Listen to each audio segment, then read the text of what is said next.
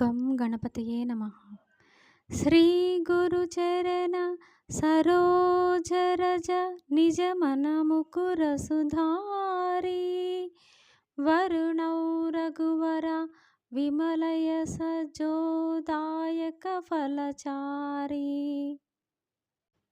బుద్ధిహీన తను జానకై సుమిరౌ పవన కుమారా బల బుద్ధి విద్యా దేహు మోహి హరహు కలేశ వికార్.